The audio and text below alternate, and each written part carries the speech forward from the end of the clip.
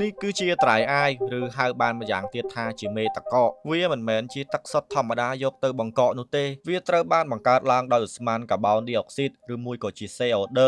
យកទៅបង្រួមឲ្យคล้ายទៅជាដុំវាមានសភាពត្រជាក់ខ្លាំងណាស់សីតុណ្ហភាពរបស់វាអាចឈានរហូតទៅដល់ដក77អង្សាសេគេប្រើប្រាស់វាដើម្បីយកទៅបង្កកសាច់ឬមួយក៏ផ្លែឈើកុំឲ្យខូចគុណភាពជាពិសេសនោះនៅក្នុងវិស័យវេជ្ជសាស្ត្រគេយកទៅបង្កកវីរុសផ្សេងៗក៏ដូចជាការពារវ៉ាក់សាំងកុំឲ្យខូចគុណភាពមួយវិញទៀតវាមានការរលាយយឺតនិងត្រជាក់ជាងតកកធម្មតាវាមិនមែនរលាយទៅជាទឹកនោះទេគឺវារលាយទៅជាឧស្ម័នកាបូនឌីអុកស៊ីតវិញហើយយើងក៏មិនអាចមើលឃើញកាបូនឌីអុកស៊ីតដែលរលាយនោះដោយភ្នែកទទេបានដែរបើសិនជាយើងចង់ឃើញកាបូនឌីអុកស៊ីតយ៉ាងច្រើនដែលរលាយចេញពីដុំតកកនោះលុះត្រាតែយើងបោះដុំតកកនោះចូលទៅក្នុងទឹកផ្សែងអាប់ពណ៌សដែលយើងមើលឃើញនោះគឺជាឧស្ម័នកាបូនឌីអុកស៊ីតដែលបានរលាយចេញមកអាស្រ័យហេតុនេះហើយទើបមនុស្សមួយចំនួនយកវាទៅកែច្នៃដើម្បីលម្អម្ហូបអាហារឲ្យមានសោភ័ណភាពក៏ដូចជាបង្កើតជាពពកសិប្បនិម្មិតជាដើម